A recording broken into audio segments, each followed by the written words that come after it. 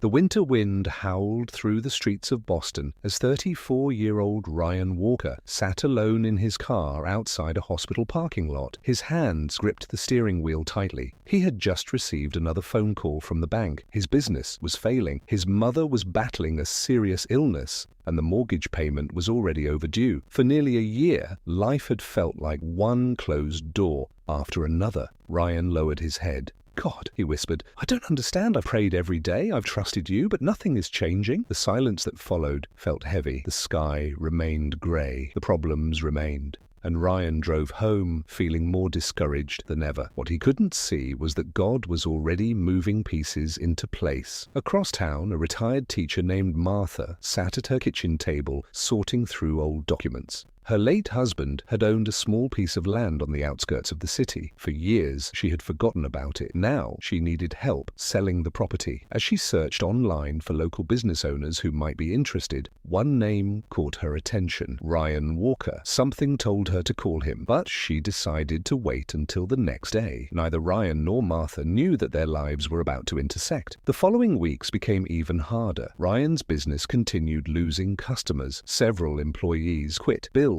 piled higher.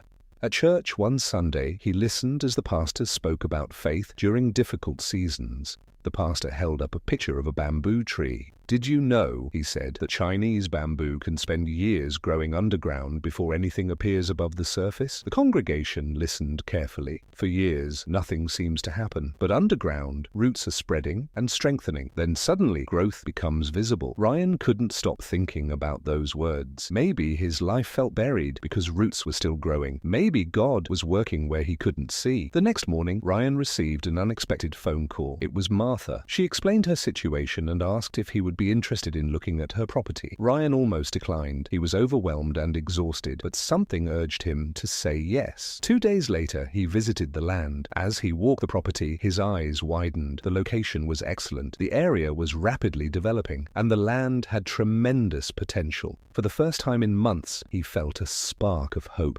Unfortunately, hope didn't solve his immediate problems. He still lacked the money needed to purchase the property. Banks continued rejecting his applications. Investors showed little interest. Weeks passed. Again, waiting. Again, silence. One evening, Ryan sat alone in his office after everyone had gone home. The room was dark except for a small desk lamp. He stared at his paperwork and laughed bitterly.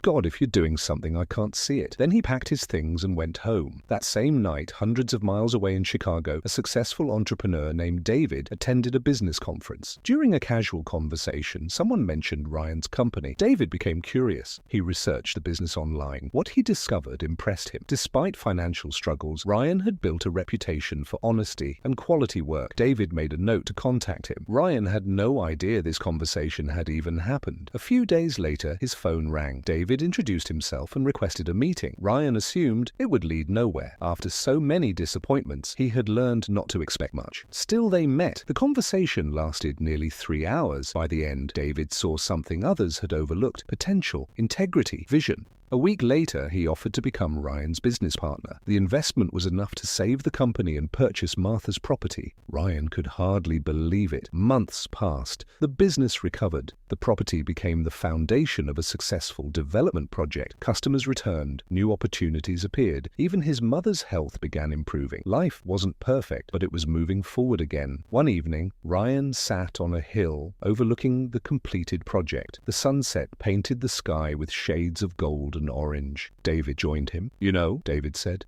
"it's funny how things work." "What do you mean?" "If I hadn't attended that conference, I never would have heard about your company." Ryan smiled. "And if Martha hadn't called me, none of this would have happened." They sat quietly for a moment. Then Ryan looked toward the horizon. Suddenly he understood something. God had been moving everything long before he could see any results. The phone calls, the meetings, the opportunities, the people. Every piece had been moving into position while he thought nothing was happening. Years later, Ryan often shared his story with people facing difficult seasons. He would tell them, "There was a time when I thought God was silent. I thought my prayers were being ignored. But looking back, I can see he was arranging things I couldn't possibly understand." He learned that faith isn't believing only when answers arrive. Faith is trusting while the answers are still being prepared. Many blessings begin long before they become visible. Many miracles start behind closed doors. Many breakthroughs are already moving while we are still waiting. If your prayers seem unanswered today, if your circumstances haven't changed, if the road ahead feels uncertain,